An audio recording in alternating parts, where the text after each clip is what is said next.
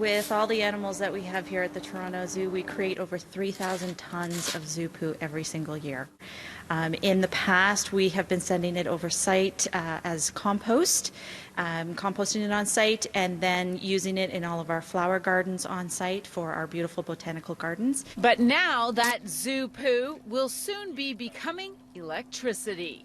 Audra, what you're looking at here is at the far corner is where the incoming material will sit before it's processed into the landing The pit zoo here. poo? The zoo poo is correct. That's where it's going to be staged. And in right behind us here are the two domed areas that are going to house the domed elements that convert the waste solids into a waste gas and process it into the output, which is going to be fertilizer. But more importantly, the gas will process to a holding tank into the left here, where they're prepping to put a pressurized container, which will eventually feed the generator in behind me here to my left, where the gas will go in and get converted from a gas to electricity and thermal power.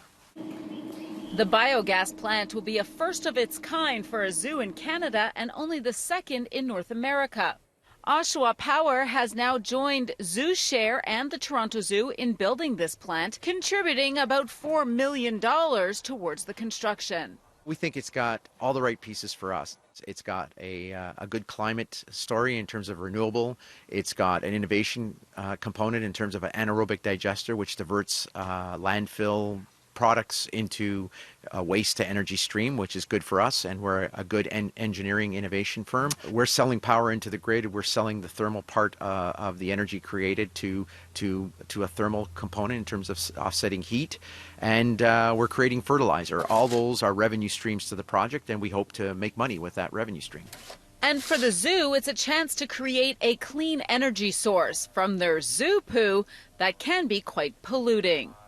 And actually creating a renewable energy source, a nice clean energy source that reduces the amount of methane that is released in that manure waste every single year, converting it to energy and off-gassing carbon dioxide, which is 3 times less of an ozone depleting gas or greenhouse gas emissions that are contributing to climate change. Well, the plan is to have this plant up and running by the fall of 2020. In Toronto, Audra Brown, City News.